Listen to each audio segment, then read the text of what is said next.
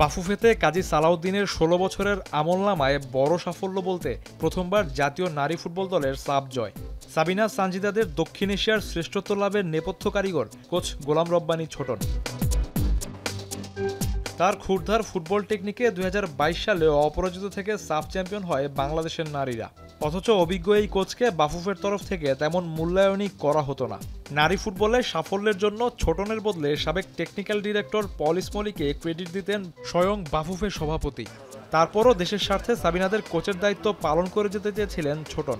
তবে চুক্তির মেয়াদ শেষ হওয়ার ৭ মাস আগেই হুট করে চাকরি ছেড়ে দেন তিনি। তখন ক্লান্তির বিষয়টি সামনে এনে পথ ছাড়লেও লম্বা সময় পর মূল কারণটা জানালেন ছোটন। আমাদের যে আপনার টেকনিক্যাল ডাইরেক্টর ছিল পল ইসমলি, মানে উনি প্রত্যেকটা কাজেই উনি হলো আপনি ইন্টারাপ্ট করতো, মানে স্মুথ ছিল না যে আপনার ফ্রিভাবে যে আপনি কাজ করতেছেন, আপনার যে কাজটা এটা তো আপনার করতে দিতে হবে।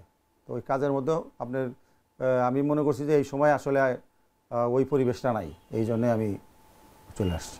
ডায়রিয়া সহ যে কোনো পানি শূন্যতায় এসএমসি রোড স্যালাইন নিন। কেনার সময় প্যাকের গায়ে এসএমসির লোগো দেখে কিনবেন। এরই মধ্যে বাফুফে নির্বাচন না করার ঘোষণা দিয়েছেন কাজী সালাউদ্দিন। পল ইসমলিও চাকরি ছেড়েছেন গেল বছর। সুযোগ পেলে আবারও নারী ফুটবল দলের কোচ হবেন কিনা জানতে চাওয়া হয়েছিল তার কাছে। দেশের জন্য কাজ করা তো অবশ্যই গর্বের ব্যাপার, এটা সব মানুষের জন্যই হলো ভাগ্যের ব্যাপার। তো যদি এরকম কোনো অপরচুনিটি হয়, ওরকম পরিবেশ ভালো হয়, যে পরিবেশ থেকে চলে আসছি এরকম পরিবেশ যদি না থাকে বা ভালো পরিবেশ হয়, তখন আমি চিন্তা ভাবনা করব।